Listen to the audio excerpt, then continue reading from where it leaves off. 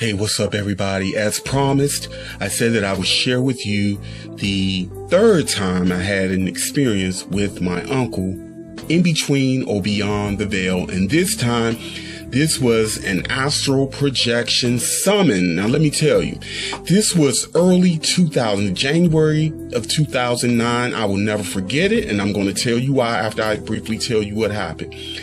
I was asleep, awakened by vibration and hearing a distant voice speaking with wisdom and authority, but it was as if I was hearing it at a distance in an echo chamber. Body goes through the typical vibration sensation, and the next thing I know, I am on a beach, a beautiful beach scene. The sun was out, beautiful ocean. There were people of all walks of life running around happy when all of a sudden my uncle appeared in front of me.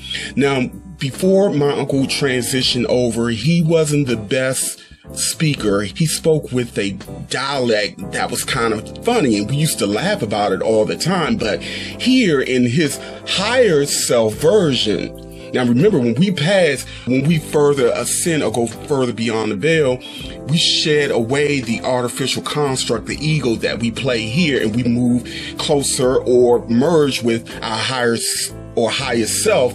And that version of ourself is extremely wise and has access to knowledge and information that we don't have from this perspective.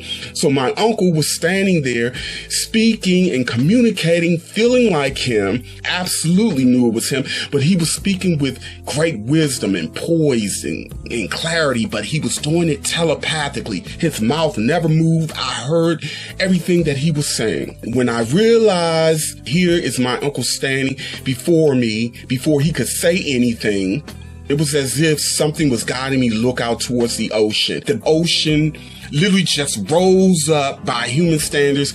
This wall of water would be easily every bit of 400 feet high. As the tsunami was coming in, my uncle didn't even look at the massive tsunami that's coming in on the people. My uncle put his left hand on this shoulder.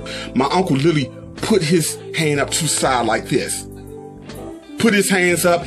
It was as if time stood still. The people on the beach, everything stopped. The tsunami froze, stopped. It was like a still frame, as if we were in a 3D still frame scene, and it was in high definition. It was realer than real. And my uncle telepathically communicated to me that I would soon experience a tsunami like I'd never been before, but I must go through this experience for a greater reason, and that reason will be revealed in due time, but he will and they will be with me, helping me along the way. And at that moment, the vibration kicked in and I sat up. Let me tell you guys something. My uncle was preparing me for what was to come, because literally within a couple of weeks after that, the tsunami hit my life like never before.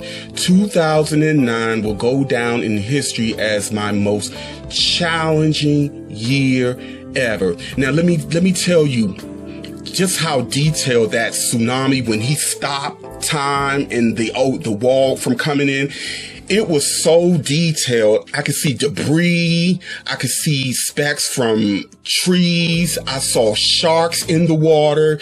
Anything you can imagine being in the ocean, it was in this tsunami wall that was coming in on me. Now, all of that was symbolic, because when they come over and speak to us, they use a lot of symbolism to convey a message. And sure enough, 2009 was the year that I had a lot of sharks around me, which I knew, but they showed themselves. There was a lot of backstabbing. It was a year of great loss, lies, deception, tragedy. But 2009 was also the year that I decided to get on social media and begin speaking and sharing these higher truths. So all of that time, I was going through my own tsunami, but still finding time to get on camera and do what it is that I had done in 2009, 2010, all the way up to where we are now. And one day I'm going to write a book about what that tsunami entailed. And again, my uncle was spot on the money. All right. So I just want to share that story with you. There are others as well. So stay tuned. And you all love beyond measure. Continue to question, learn, and grow. And happy travels, y'all.